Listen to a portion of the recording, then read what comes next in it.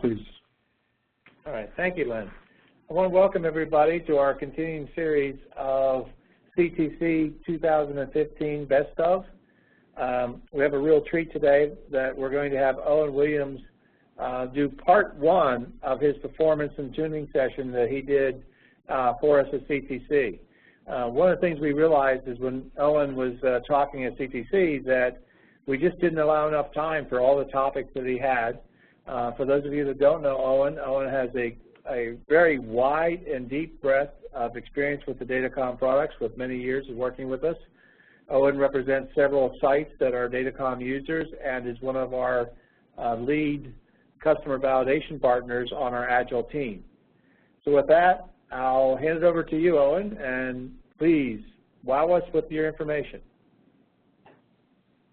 Well, thank you very much, Kevin. Right, are you able to turn it over so that I can present from my desktop here, or are you going to? Yeah, Owen, you're actually already the presenter.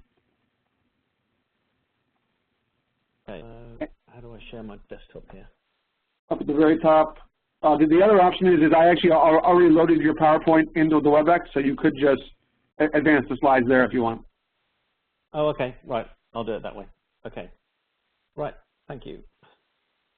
So, oh, that's not what I meant to do.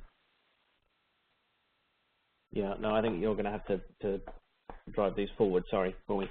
Okay, so welcome everyone to this session on performance tuning in the real world. As Kevin mentioned, when we gave this at CTC, I actually ran out of time a bit, so we decided to split it into two. My plan really is to talk for about 45 minutes, roughly, and then I'll stop wherever we are in the session and turn it over for questions, and then we'll continue on next week with the remainder of the session. So, next slide, please.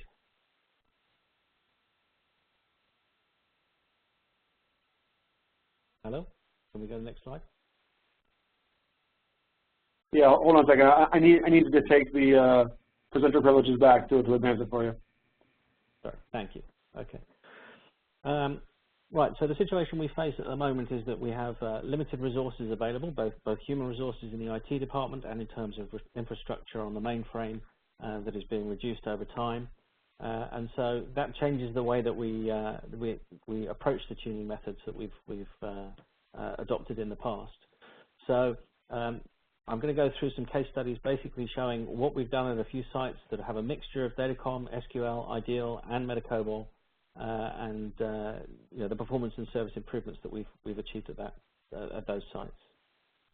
Also, I'm going to cover some of the enhancements that have happened over the last several releases of DATACOM, which have quite dramatically changed. Because in the past there were certain golden rules or suggestions for the way that you configured your system, and a lot of those things have changed with the enhancements, particularly in release 12 and 14, and even beyond release 14. Okay, next slide, please. Okay, this is just a brief introduction to who I am. I've been working with the products now for about 30 years. Started out at a little VSE site. I spent 10 years working with CA, and I've been working with the products ever since as a consultant through RedCentric.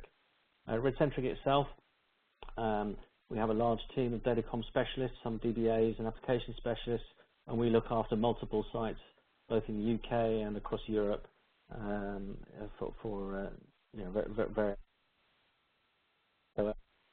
next, please. Okay, so I just want to give a brief history of how we got where we are. So the 1960s and 70s, I know DATACOM has been around all the way back to the 1960s, but that was prehistory for us in Europe, because it really only came over here in the sort of mid-80s, about 1983 onwards. So in the 80s, we had this brave new world of relational database management systems and fourth-generation languages, which gave us this rapid application development as compared to traditional COBOL or Fortran or other methods that we had. And so we were able to turn out programs very, very quickly. I can remember a time when we were turning out 4 programs a day in Ideal. And you know, yes, we could turn them out very quickly, but they weren't necessarily the most heavily tuned applications. They got out there, they worked quickly, so it was very quick to deliver, but not necessarily the highest quality. And some of those old programs, even going back to the 80s, are still running today. Then we had the 90s, what I call the loads of money era, where we had rapid business expansion for major IS departments of 100 plus, 200 plus, with QA teams looking after the systems, and much bigger boxes. So when we reached capacity, the temptation just to keep the business moving was just to buy a bigger box. Okay, next please.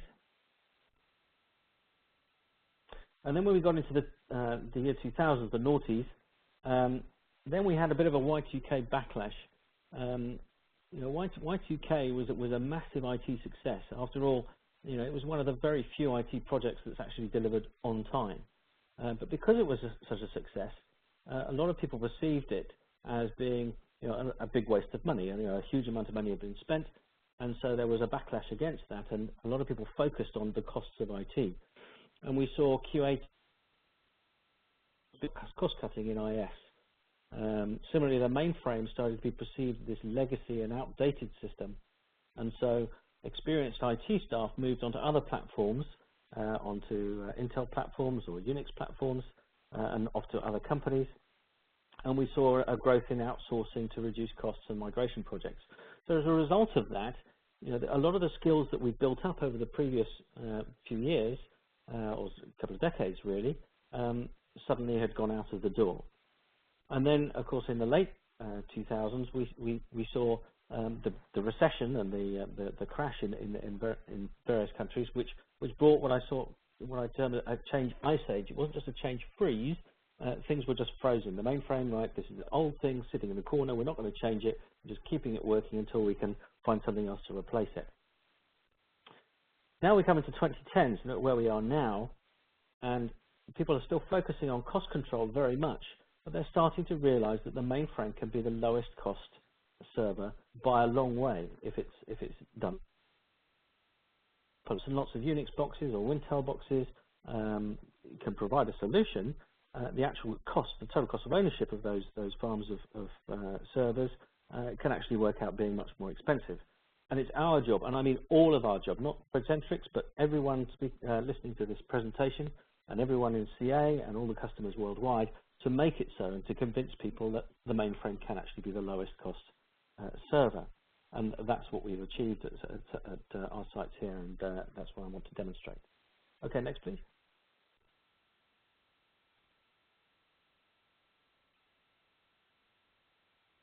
So now we're faced with a situation where we have much smaller IT departments. So I'll give you two examples of clients that we work very closely with. The first one is a retailer. They are Datacom, Ideal, Metacobol, and they run almost all of their mission-critical systems.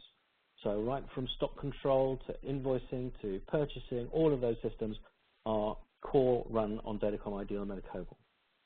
They can't afford a full-time Datacom DBA. They have 0.6 of a Datacom DBA, so an average of 3 days a week that is provided to them. Their mainframe environment is now capped at 26 MSUs, and in fact, since we wrote this presentation, it's going down even further than that. But that's gone down from 37 MSUs in the last 18 months, and we're going to show in this presentation how we achieved that. The second example is a financial institution. Datacom and Ideal runs almost all of their critical applications as well. This time they have just 1/4 of a technical consultant covering not just Datacom, but also the VSE upgrades, KICS upgrades, and everything like that is all done for 0.25 of a technical consultant. And this machine, we're not even talking about MSUs here, this is capped at 100 MIPS. Yeah, so really, really tiny, but it's cute, but a fair bit of online too. And we've actually got it down so that we've eliminated a night shift. All of their batch work is completed by 9 p.m. And the system sits there with the online systems available through the night. So when India comes online, they can start using the system, but no operations through until 8 o'clock the next morning. Okay, next please.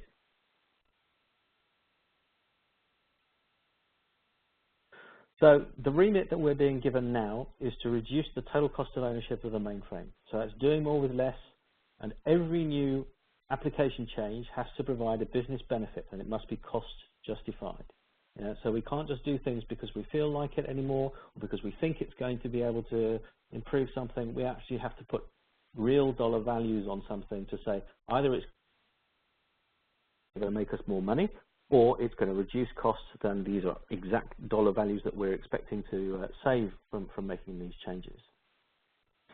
So to achieve this, I maintain that tuning includes a number of different items here.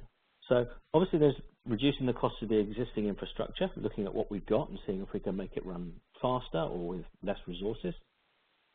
Identifying and eliminating redundant processing. Now again, mainframe application environments, a lot of them that we come across have been developed over decades, many decades, and we found that what's happened is someone has phoned up IT and said, oh, I don't really need this report anymore. It used to be just a nice little report on my desk. Then it became a doorstop. Then people started sending it to me on CD, and I never read it anymore because it's too big and I haven't got time for it anymore. So the quickest thing for people to do is to turn off the end process that produces that report or produces that CD or sends that email. What they don't necessarily go and do is trace back and see they generated the data that produced that report. Yeah? Because it's very easy to switch it off and you know you've satisfied the user request to stop the data coming through. But meanwhile, every day the mainframe is going through the motions of creating all the data for something that's never being used. And the reason people do that is because it's easy to switch off at the back end. If you start tinkering back, going back through the schedule and turning things off, you might break something else, yeah, and that introduces risk. But it's very, very worth going through your application estate, seeing where these have occurred, and actually eliminating processing altogether. We found at one site we actually eliminated over 10% of their overall processing just by identifying applications that were redundant now, yeah? Things that were generating data that was never being used. The next item was you know, obviously there are friends at CA who are on this call will obviously be very interested in hearing about opportunities for them to either sell new products, obviously into an environment, but often you can find that by replacing one product with another, you can make cost savings and reducing the administration and looking after licenses and all of that. So consolidating the software portfolio as well to reduce costs. And finally, there's an extra piece in here that I put in reducing risk, because each outage is very expensive for every organization, and it leads organizations to providing overcapacity on their mainframe to allow for the fact that once in a while there'll be an outage, and we need a bit of slack in order to cope with these outages. So the more that we can eliminate these outages, yeah, both planned and unplanned outages, and reduce the risk, obviously the risk to the business not being able to process it at a particular time, that allows us then to reduce the capacity of the machine because we don't have to cope with these outages because we don't get them anymore. Next, please. Okay, so let's get on and start going through the items. Yes, please, next.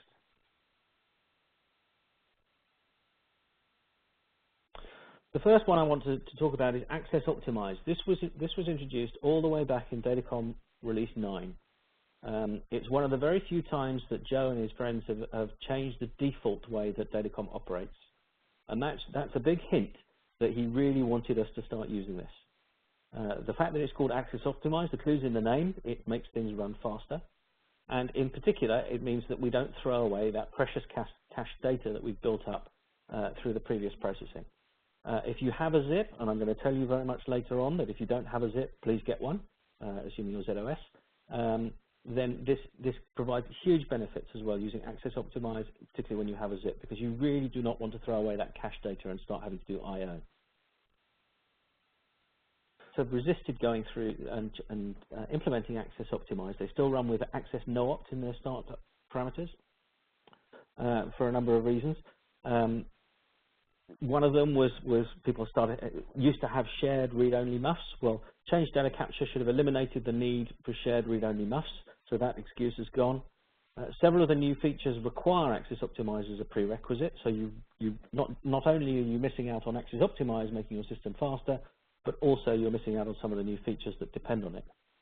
It does require some DBUTLTY sysin changes because you have to start including access utility, and then ComClose before your single user read-only jobs.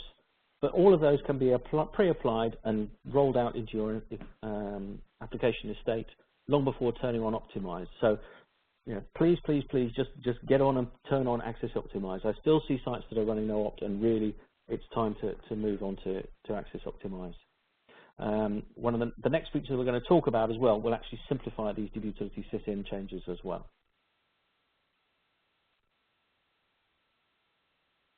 Hello? Next, please. Thank you. Right, this next feature is the Simplify feature. It was introduced in release 14 or release 12, well, it's somewhere around there. And it's required for DATACOM AD installations, but I would encourage you to investigate whether you can implement the Simplify feature as well. It's not just for new sites. We actually found that it's much easier to implement than we thought. We have 30-plus-year-old sites, and we were able to implement it very, very quickly. One of the things that frightens people off Simplify is that in order to implement it fully, you need to have the CXX name as part of the sets. And people look at that and they think, oh my goodness, I'm going to have to rename all my Datacom data sets. That's going to be a huge risk and a massive change. Well, when we looked at our Datacom data sets here, an example here, we have a MUF called PMUF00. The CXX name was called ProdCXX. But the data set names all started with UDBSPB. That meant the production Datacom environment, followed by the area name and database ID. So rather than renaming all those data sets and having to relink everything, we changed the CXX name from ProdCXX to UDBSPB. Yeah? So we didn't have to rename any of our data sets, not one single data set to be renamed. We just changed the CXX name, backed it up, reloaded it with a new name, and we just changed a very few housekeeping applications. It took us only a couple of hours to do this, that depended on the CXX name, and job done. And suddenly we could have the Simplify feature enabled. So why do you want this? Well, it protects you against many JCL errors. I've seen time and time again people run a DBUTLTY job for one MUF and the index and data area data sets for another MUF. So it provides full protection against that. I saw one site that had implemented external security for DBUTLTY just to control that. So they now could take that external security overhead out of it. And again, we're reducing the risk of outage here. You have to have it for Datacom AD, and as we find at more and more sites, almost everybody now has a Datacom AD MUF as well, whether it's for CA7 or one of the many other products that now use Datacom AD. So implementing Simplify across your Datacom environment means you'll have one type of control over the entire Datacom estate. It also automates the access controls to simplify that optimized slide. So by implementing Simplify, you don't have to make nearly as many JCL changes in order to get Access Optimize in. The last benefit here, and this was really, we didn't anticipate this before we put it in, but it's really great, is that it provides a very valuable audit of all your DBUTLTY activity. All your single user DBUTLTY activity is now logged in the MUF JS message log. And that, if you're going to start using the online area move, one of the new features in release 14.01, that information about when databases are being taken offline and for extract, load, retics and all those kind of things is really important information. So this is a big benefit of the Simplify feature for us. Next slide, please. Here's an example just to show you what these Simplify messages are. So if we look at the brown lines here, there's a DBUTLTY start of a load process for database 140. So this instantly we can tell if we start getting return code 46 in applications, just by looking at the MUF log, we can see which job took it offline. Yeah. So you can see the brown lines for the start and end of that load, and then the access right to turn it back on. The green lines show the start of an init and the end of an init, followed by a retic. So now we can keep track of who's doing retixes and all those kind of things. And we'll talk later about possibilities to replace things like retics with other tools. So this is a really useful set of extra messages that are only available if you turn on the Simplify feature. Okay, next please.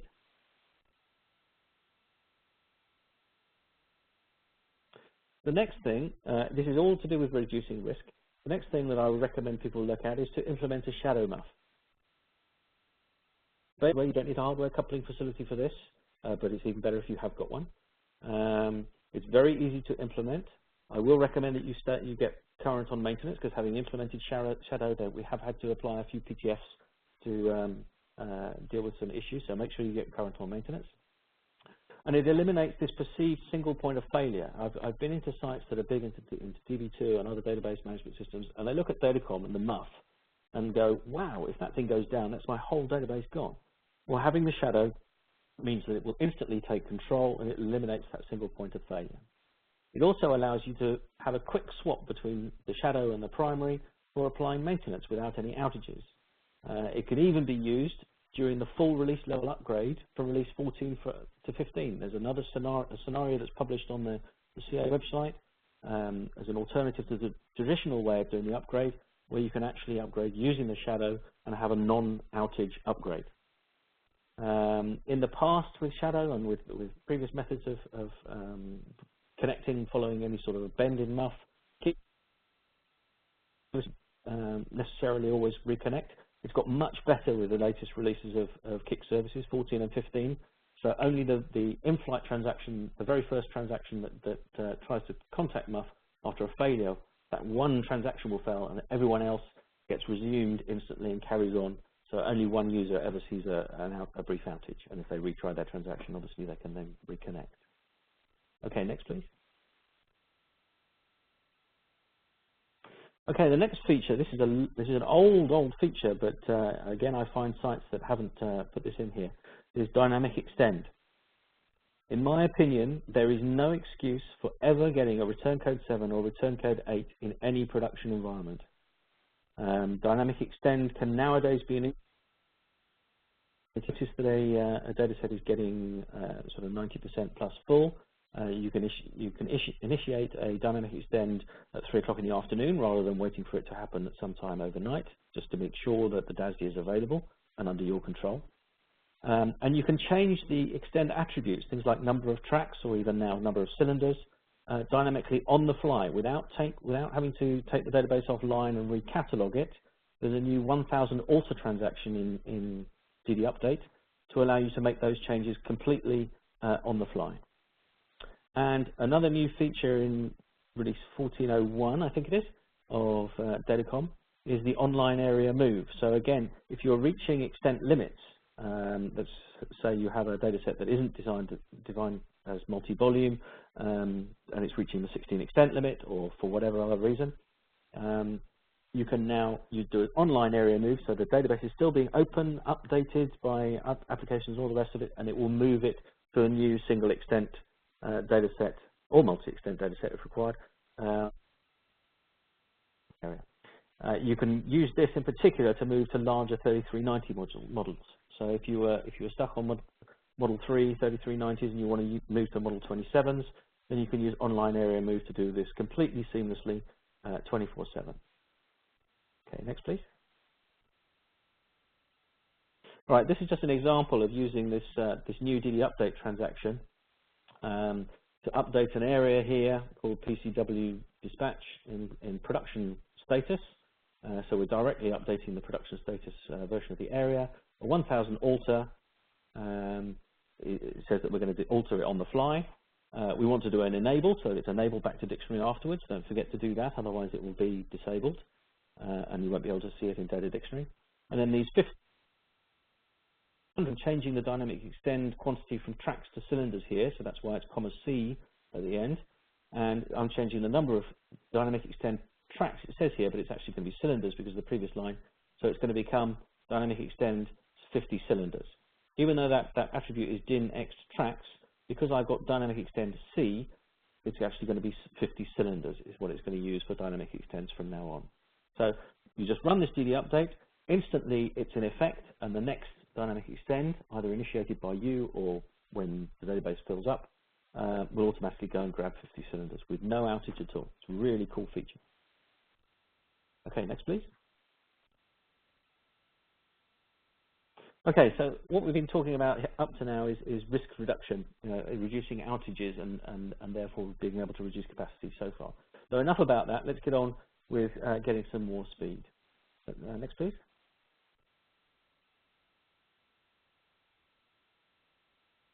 Thank you. Okay, so in our traditional old mainframe environment, against I/O, and balance that against a limited amount of real storage. And in that previous historical environment, DASD was seen as very expensive. So a lot of these environments have not been tuned for a long time. So a lot of companies don't have the resources to keep tuning this on a regular basis.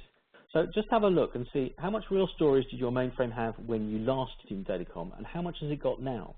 I've come across sites who've just gone through the normal upgrade cycle. IBM offered them a super deal for a nice new box, and as part of that box, they got 10 gig of storage. They didn't ask for it, but that was just the basic amount that they got with this box.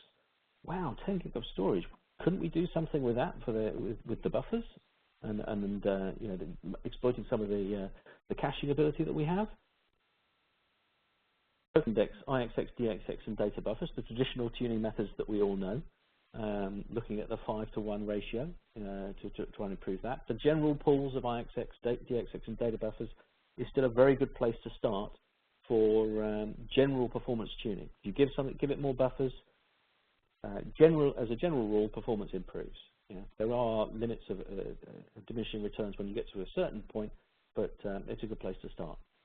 Mem limit, again, the default mem limit it can be set very low at some sites. I've seen that. So look at including the mem limit parameter on the exec of DBMUFPR or on the MUF started task job, so that you can exploit 64-bit storage. MRDF areas, here I'm talking about covered and virtual indexes and data areas. If they haven't been tuned for a while, I can almost guarantee you that you're not covering the right tables. Several of them will, in the past, were your heaviest hit tables, and they may well not be now. So it's certainly worth having a look at that. And storage, let's make use of it. Reduce the amount of I/O that we're doing on the system. Okay, next, please.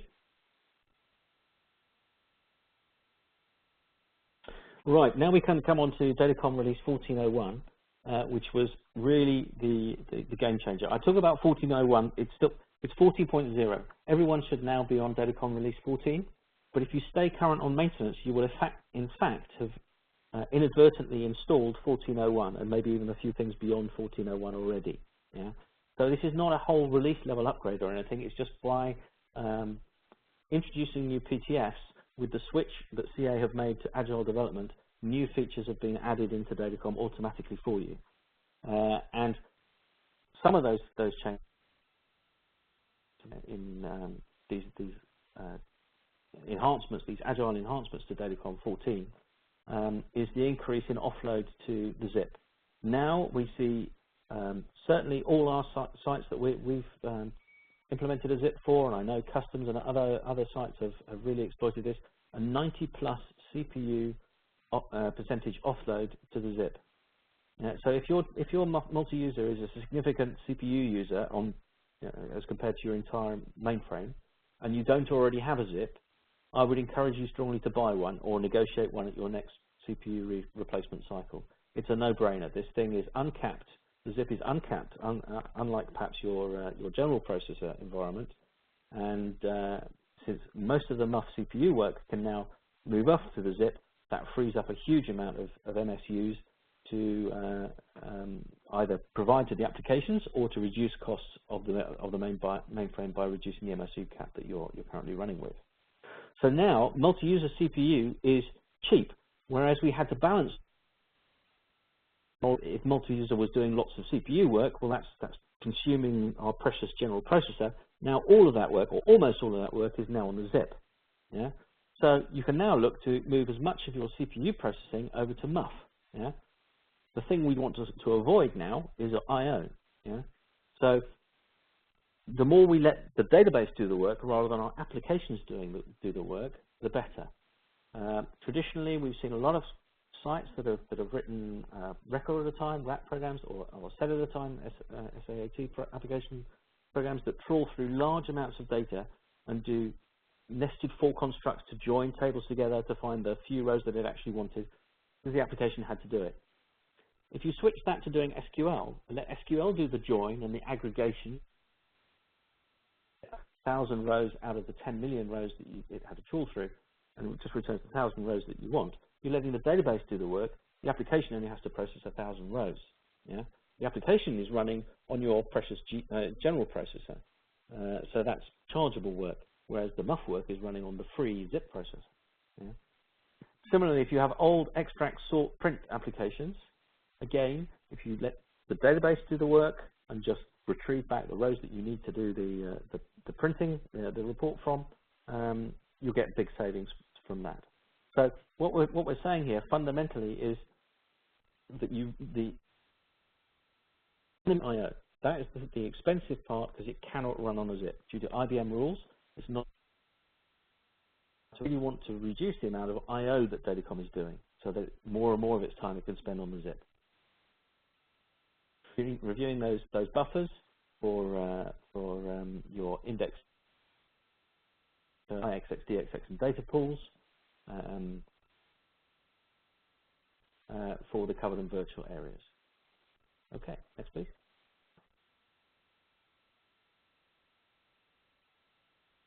Next topic I wanted to cover is compression. Back in Datacom Release 11 and below, if you converted to large block sizes, say 1/3 track or half track, that was bad for performance if you were using compression. And some sites, as a result of this, removed compression quite aggressively. I know some sites who've actually eliminated compression completely because it was seen as costing precious CPU that the client could not afford. In Datacom Release 12, a feature called DataFS, Data Fast Search, makes that compression much better with large block sizes. So now, we put all of our, almost all of our data areas. And I'll just, since we've got some CA people online, I'll just mention next time we come up for an upgrade, how about making dictionary and some of the other things half-track blocking, please. So really, we can move to half-track blocking for just about everything. So now we can actually reconsider whether we should use compression, perhaps reintroduce compression to our Datacom data sets, because that means less I/O from multi-user, because we can fit more rows into a single block. So a single physical I/O gets more rows in one go. Those are then held in cache and can be processed by the application. It also means we have less DASD to pay for, because obviously compressed data sets are smaller than uncompressed ones. And remember, that's not just on your primary MUF, the production MUF, but also on any clones that you might have, or perhaps user acceptance environments that are refreshed with full volume copies of production. So for one of my clients, every gigabyte that we save in production actually turns into 8 gigabytes with all the clones that are refreshed from the production environment. Similarly, your disaster recovery site, it reduces the amount of DASD farm you require at your disaster recovery site. These are all reducing costs. Yeah? So the other thing to note is that all of that compression and expansion CPU is done on the zip, because this is purely multi-user CPU work, and therefore it runs on the zip. Yeah? So whereas compression was seen as the enemy in the past, and unless you were getting very high compression rates, the recommendation was not to turn on compression. Now there's a good case for reviewing that, and where you would get a reasonable amount of compression on the data, then it's worth looking at that. Next, please.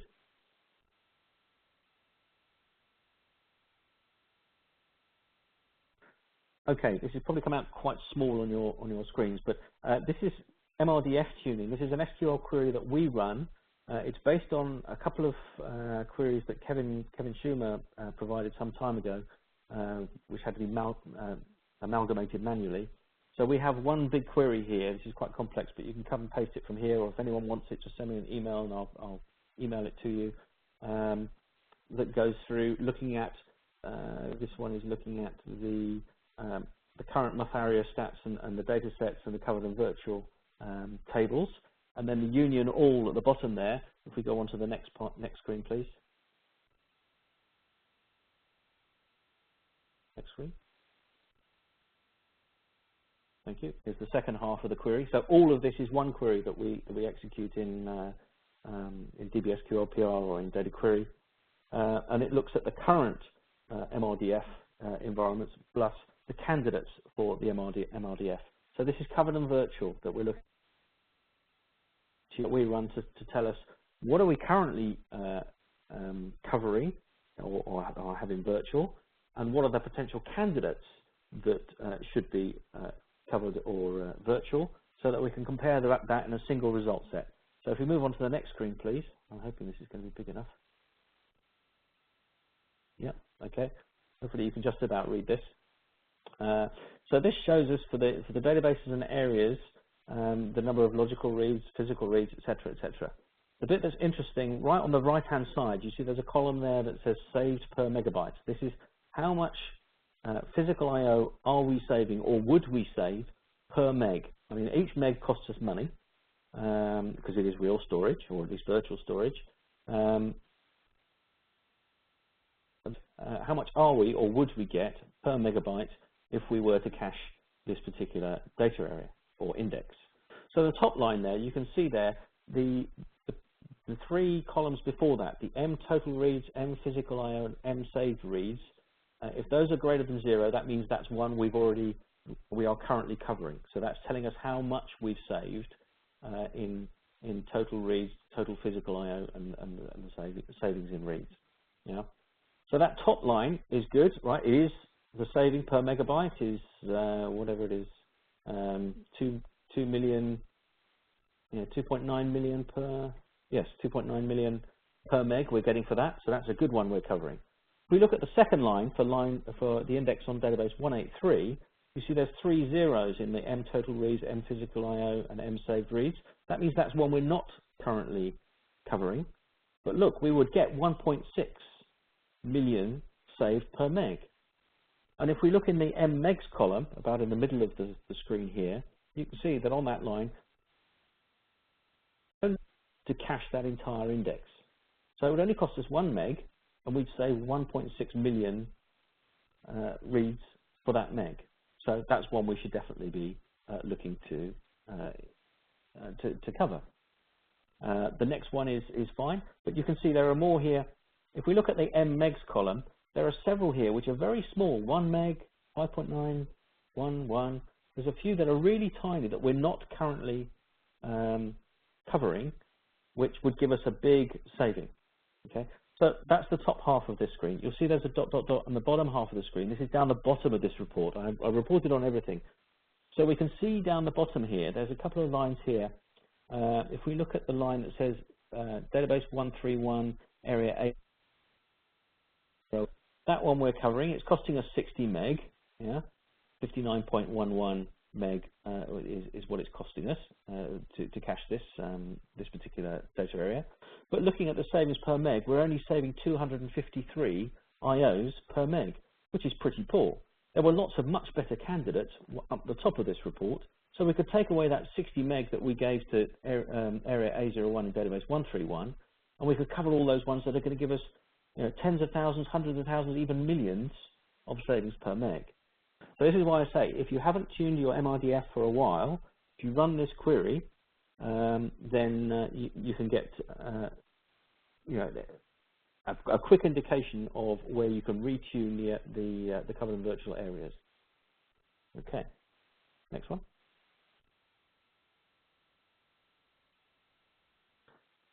Right, moving on to DBUTLTY tuning. I'm just going to cover a few things here. There's lots and lots of things you can do with DBUTLTY.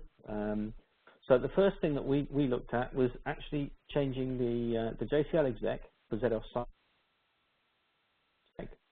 If you're still running with region equals 4 meg for your DBUTLTY applications, you are restricting the amount of buffering that DATACOM can do. We found that region 0 meg, let DATACOM grab as much as it can. Given that we now have much bigger boxes with lots more storage, and hopefully you're not doing any paging, or you're doing tiny amounts of paging. So region 0 meg was good for us, definitely. If you're a ZVSE site, then run it in a large partition. Again, even for ZVSE sites, there's no reason that you should need to be restricted to 4 meg or 6 meg partitions. You can have 50 meg partitions, and DBUTLTY will run really fast, even in a VSE site if you give it enough storage. The master list IXX, DXX, and data buffers. This is the VSE site.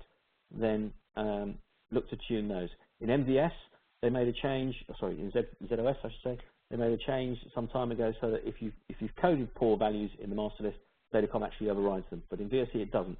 So important to look at that. I've mentioned before, half-track blocking for data areas, massive performance improvement for DBUTLTY if you move to half-track blocking, because again, obviously you're doing far less I/O. Look at area level controls. We found several applications that were taking a database offline to reorg one particular area. So the other 15 areas in that database were also being taken offline, and that was done because that was the only way you could do it in the past.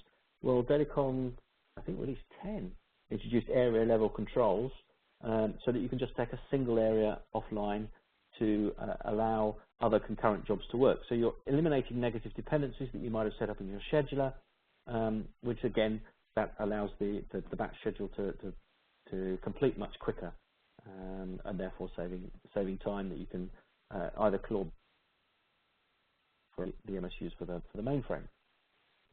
Area level controls are not something you put in blanketly across all of your applications, because sometimes it's actually cost you more. So you need to look at that on a case-by-case basis and turn on area level controls for an individual application, see if it runs faster or slower, and maybe change it back if you need to. So that's one that you need to tweak quite carefully, but it can provide big benefits in terms of reducing the amount of time that a particular data area or a particular database is taken offline.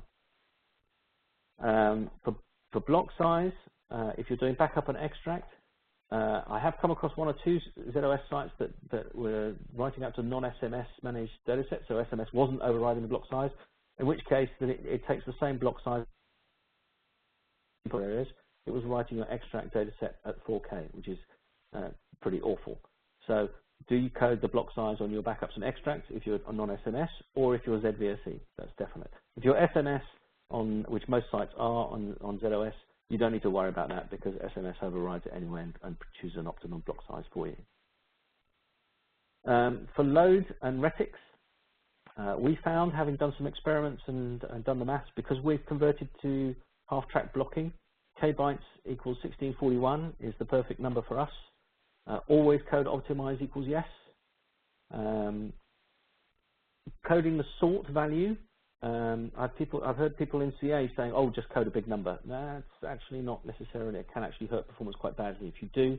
So if you can, if you're VSE, you have to code sort equals 1, or it doesn't matter what you code because it gets ignored. But if you're a ZOS site, get that sort value correct. It's the number of index entries. So number of rows times number of keys for each table. Or if you're doing at database level, you need some keys for each table to get the overall number correct. If you get that number correct, the sort phase of load and retics runs much, much, much faster because it can choose whether to use a data space, a hyperspace, or an in-core sort, or whether it has to use sort work file, and allocates the right size sort work files if it has to do sort work files, so it's not having to recover from B37 events. So it makes a big, big difference if you get that right. Now, new in release 14 is a fantastic new feature called sort default. So a lot of people have applications that just do extract, do some sort of processing, and then load it back again. And they know that what they're loading back is the same size as what they extracted. So sort default, even if you coded a bad value for sort to either the contents of the backup file, if it was a backup, or even if it was an extract, it will look at what was previously in the CXX and calculate the number of number of index entries, that's in keys times number of rows, for you, and override it so that sort is accurate for you. So that saves you having to keep going back and revisiting your existing JCL members and adjusting the sort on a monthly or annual basis to get that benefit. So sort default, have a play with it. We found it to be a big benefit in terms of not having to keep maintaining JCL and getting an accurate value into the sort.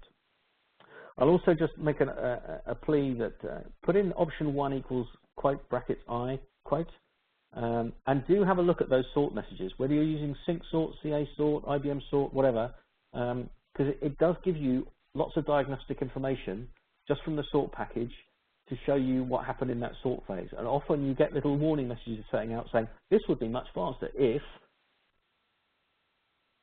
or whatever else you need to do, or if we had more storage, we would be able to run much faster. So that's option 1 equals I have it on everywhere, because if someone reports to me a problem with a DBUTLTY load, I want to see what that sort was doing, and I don't want to have to rerun it. It costs nothing to have sort option I in there. It's just a few lines extra on the output, so I put it in. Right, it looks like I've been talking for over 45 minutes now, so I'm going to stop at this point and see if there's any questions, and we'll resume next week with the rest of the session.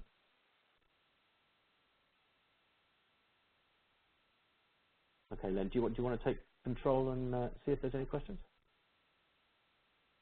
Yeah, sure. So just so everybody on the call knows, if there's any questions, please put them into the chat box in the WebEx, since not everyone's on the line.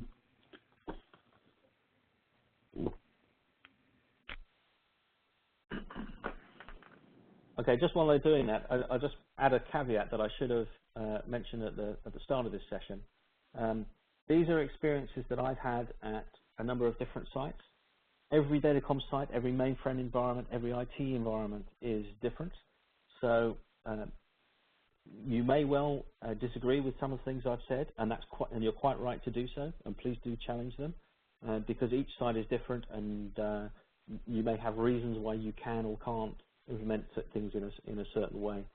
So the things that I'm offering are just common things that I found at a lot of different sites that I've worked at, but they're not necessarily all going to be applicable to your site. Owen, it's Kevin. I've got a couple questions for you. Okay, cool. One, going to the half-track blocking for the data areas, obviously you can't do that all at one time. Did you come up with any queries to measure what you should have, like in data node 1 and data node 2, in order to have the right number of data buffers for each size? Did you consider that, or how did you do that? Oh, okay. So here you're talking about the traditional two buffer pools.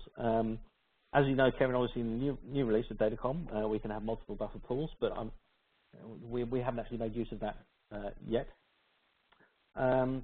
So during the transition, obviously we started out with the majority of our data sets being 4K. That being the historical default for Datacom, because back in the days when we used to do lots of paging, 4K matched the page size. So we had thousands of buffers for 4K and very little for something larger. So as we went through the transition, we started off just giving 1,000 buffers to the large data pool and transitioned some data areas across. And then as we moved over time, we kept monitoring those buffer pools and kept reducing the amount of 4K buffers and increasing the 27K buffers, the half-track buffers. Now, in fact, again, because in most cases the sites were last tuned many years ago because of that change ice age that I talked about, we were able to go to the capacity planning people and say, well, actually, you've got 10 gig of real storage and you're doing 0 paging. How much are you actually using? And could I have another gig? And they went, yeah, sure, you can have another gig. So very quickly, we were actually able to say, right, the data buffer pool 2, the large data buffer pool, we could have that rather than having to keep changing it. And now that we've only got a few 4K ones left, we've actually eliminated the small buffer pool altogether. So we just have a single buffer pool of 27K. So yes, there are a few things that are still going in there. Dictionary is still going in there at 4K. But we'd rather just have a single buffer pool, because again, the more buffer pools you have Datacom managing, that's more CPU work it has to do to determine which buffer pool. So we've gone to a single buffer pool with all our buffers in there. And yes, it cost us an extra gig, but the capacity planning people and the systems programmers were happy to give it to us.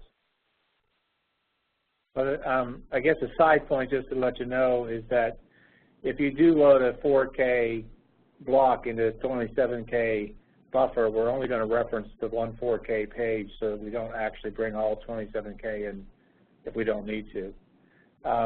A second question I would have is, did you do any testing with the different IXX buffer sizes? Ah, right, okay. I think the question you were asking was, have we looked at the IXX buffer sizes? Right, I mean, you have an ability now to use an IXX other than 4K. Yeah. So far, I have to tell you that we haven't done that, partly because of the warning in the manual that says for most people leave it the way it is and you may not get much benefit from it. So up to now, we've been concentrating on things that we can implement where we know we're going to get a big benefit. So things like moving to half track, we saw a massive benefit. At the end of this presentation, at the end of next week, you'll see the savings that we actually made. So that's one of the disadvantages in chopping it here. At this point, you're not seeing what the benefits are yet. But and by going for things like half-track blocking, kbyte 1641, all of these things, region 0 meg, we're making quick wins that are measurable, and we can say, right, we've saved an hour on the batch window. That's a measurable performance improvement that gave both business benefit and allowed cost reduction. The IXX buffers, it's on my list. I have to say, you keep coming out with great new features that are even better than IXX buffer size, so it never seems to get to the top. Yeah, the thing that we run into is in all the testing I've done, it's very hard to prove that the bigger IXX buffer sizes helped or hurt or didn't, either hurt or improve the processing. The only thing I saw was the benefit of having a larger IXX buffer size was that you would get the DASD savings.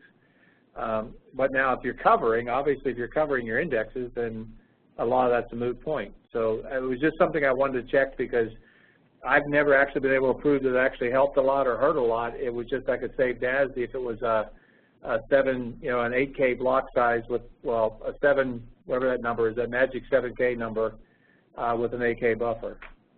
So we're just saving DASD again because our indexes, some of our indexes are huge. Yes, some of ours are as well. Yeah, I mean, many of them are bigger than the data areas they serve. Yes, it's something that that I'd like to look at. I haven't yet, but okay, you're echoing my thoughts and basically what's in the manual, which is that this is something that would need to be closely monitored and tuned and done on a case-by-case basis, and at the moment that would require more resource than we've got available to human resource to spend on it at the moment. So there are too many I've covered so far that we're still busy implementing because a lot of these environments haven't been tuned for a long time because of the change ice age and because people with the skills moved on. Every site I visit at the moment, I see quick wins, quick things where I can say, right, do that, and you'll save this much CPU or that much DASD or this much time on your batch window, and you'll get your online transactions back within SLA and all the rest of it with a smaller box and fewer dollar, lower dollar total cost of ownership. So, yeah, IXX buffer size, I'll look at it someday, but based on. Well, I guess yeah, and I'm not saying that it has to change one way or the other. I agree there's a lot to work with there. I was just wondering because you've done so much work on the compression side and saving DASD footprint that I was just wondering if that had come in or not. But I appreciate that. I guess I have another question. Well, I have a different question, if I would, for the VSE folks. When you built the master list for VSE, because some of the DBUTLTY regions are so small, did you build two different ones, one that you use for your big reorgs and one that would be the default for the stuff that's already coded out there, or did you just go with one big master list and fix all the region sizes? It depends on the site. Some sites had lots of DBUTLTY jobs in their production schedule that were running all over the place in different size partitions. So for them, it's very easy to just create a different master list in a different VSE sublibrary that you use just for your big reorgs, and have those run in a large partition and let everything run something small. Other sites actually didn't have many DBUTLTYs in their schedule, so it was easy to say, right, we'll set up a dynamic partition class with a 50 meg and we'll just change the JCL for those jobs so they run in that dynamic class. All DBUTLTYs then run with the bigger master list. Yeah, it really doesn't, whether it's a site that has I think the key point is. Yeah, I think the key point is that the DBUTLTY master list has pretty much been ignored by most sites for quite a few releases, and they really could make their utilities perform better if they took the time to look at it. I guess that was the key. But for VSE, I know that the big stocking block was if I had a really big master list, my DBUTLTYs that have been running for 20 years in a 4 meg region might suddenly fail. And I know when CA introduced the thing to automatically override it, there were some rumblings from certain people, because they don't want their existing applications to fail, and that's understandable. But I would argue, well, not argue, I would suggest that it's well worth spending the small amount of effort to set this up, because we found, again, DBUTLTY, they weren't doing reorgs because they said, oh, we can't get it done over a weekend. Well, I've tuned this, and we have, traditional reorgs, backup load, native sequence backups and loads, and we get the entire thing done in less than 4 hours.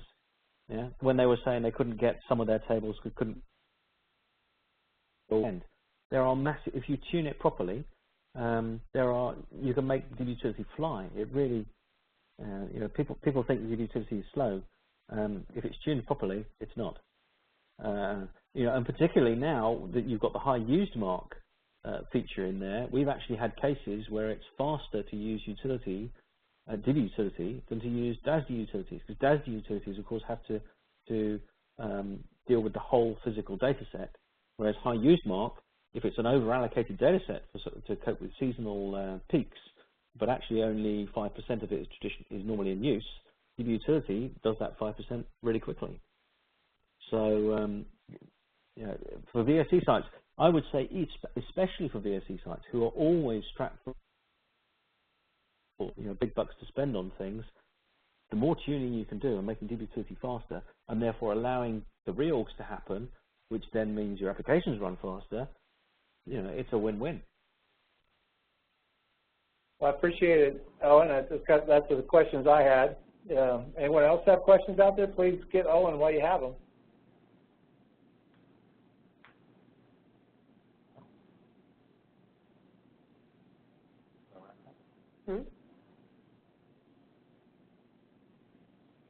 Well, I guess, Owen, at this point, we're going to break off for this week. This is the first hour.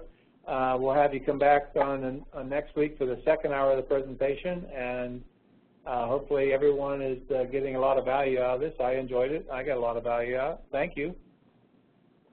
Okay. Thanks very much, everybody. Talk to you next week. See you next week. Cheers. Bye-bye.